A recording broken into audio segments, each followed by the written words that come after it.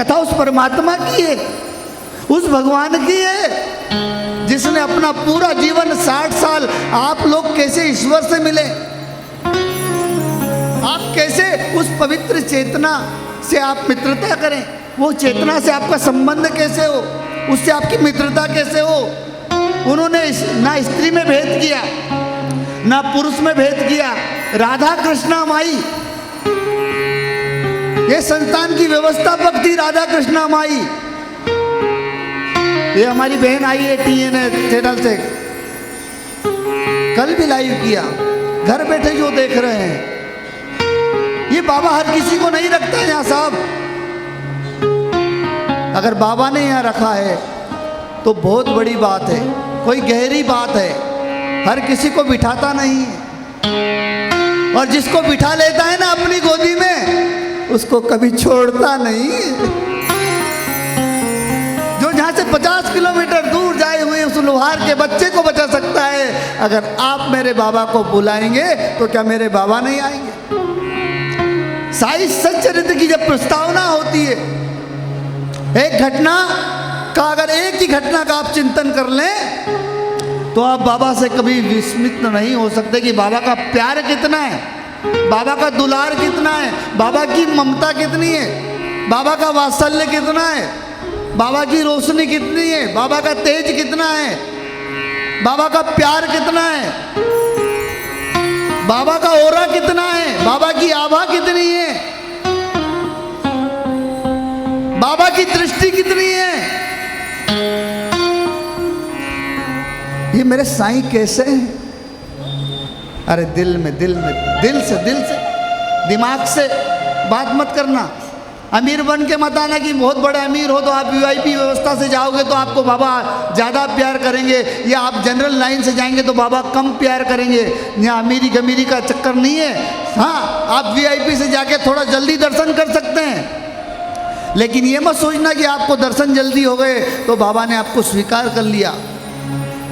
एक वो लाइन में भटकता भटकता व्यक्ति भी आ रहा है ना, आप कहीं कोसों दूर हो जाएंगे, उससे दूर रह जाएंगे, लेकिन बाबा उसको मिले जाएंगे, आप रह जाएंगे। अगर आप भी VIP बन के आए आपको भी मिलेंगे, लेकिन भाव अपना VIP वाला मत रखना,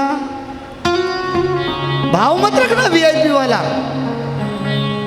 कि मैं इसका फोर्स लेके आया हूं, इस मंत्री का, उसका नहीं। यहां पर मत बताना किसी का। प्रभाव बताओगे तो फिर बाबा की लीला समझ में नहीं आएगी। अभाव में आना यहाँ पर, जब कोई तुम्हारा ना हो ना, तब मेरा साईं दिखाता है कि पूरी दुनिया तेरा साथ छोड़ दे तब भी मैं तेरा हूं। क्यों कहा मैंने? पूरे विश्व की व्यवस्था देख लो और शिरडी की व्यवस्था देख लो, पूरे विश्व में भंडारा देख लो, शिरडी का भंडारा देख लो।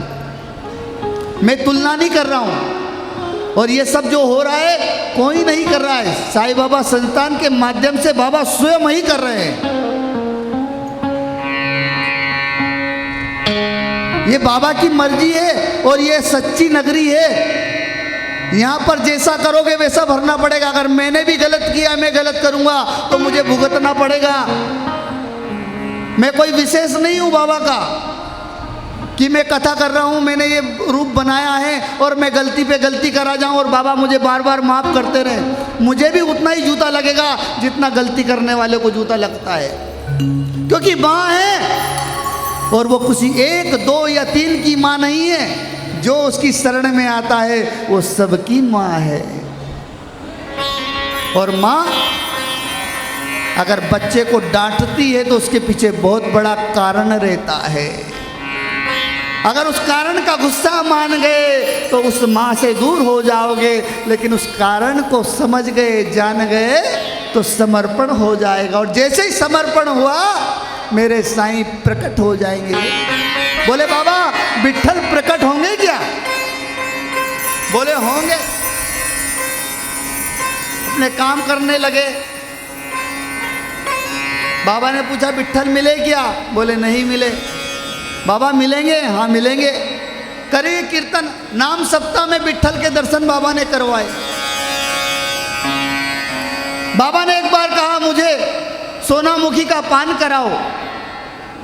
सब लोग बाबा के पास बैठे थे, कोई इधर भाग रहा उधर भाग रहा, सोनामुखी क्या है? अरे पागलों, अभी तक नहीं समझे, मेरे संपर्क में रहते, मुझे विष्णु सहस्त्र नाम सुनाओ।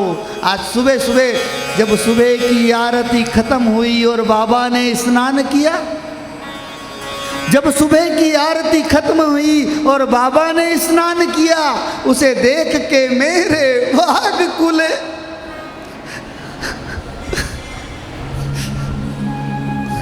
उसे देख के मेरे भाग खुले। मैं पापी से इंसान बना। पापी से पापी भी जहां आते हैं ना, उसको पावन कर देते मेरे साईं। ये मैंने देखा है। पापी से पापी व्यक्ति भी आया है और उसने बाबा के आगे समर्पण कर दिया है, बाबा से माफी मांग ली, बाबा मुझसे गलतियां हुई है, मेरी गलतियों को क्षमा करके मुझे रास्ता दिखाइए।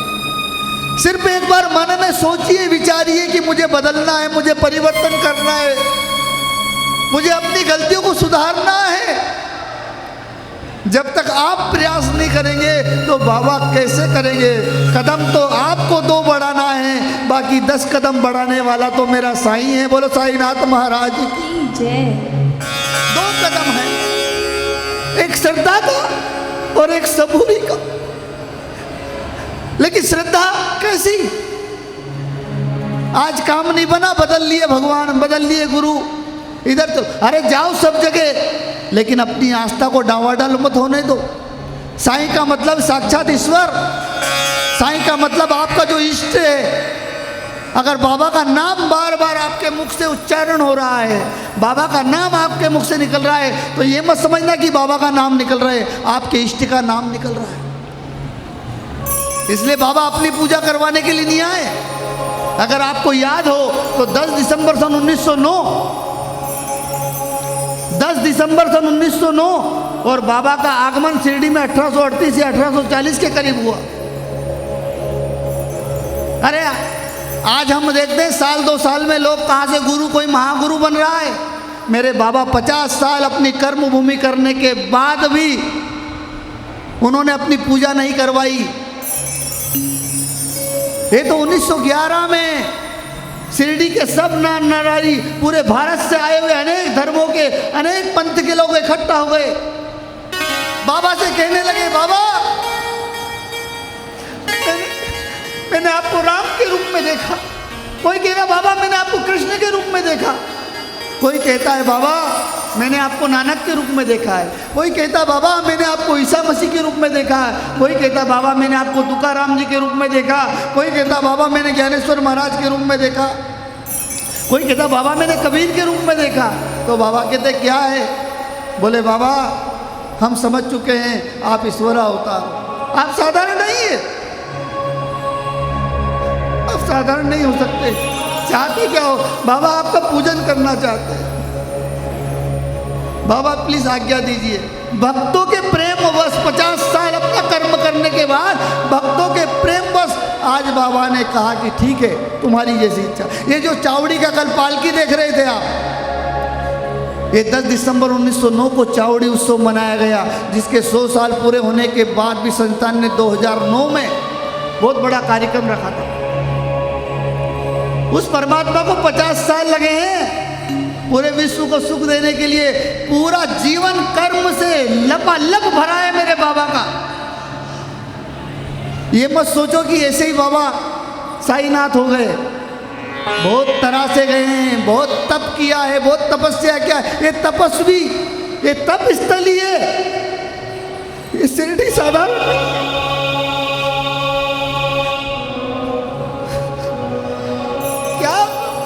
क्या महिमा मेरे साईं की, क्या करुणा है, क्या वात्सल्य है, क्या दया है, क्या कृपा है।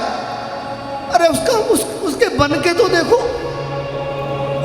उससे बात करके तो देखो, उससे रिश्ता निभा के तो देखो। हम धारावाहिक तो बोलते थे ये रिश्ता क्या कहलाता है।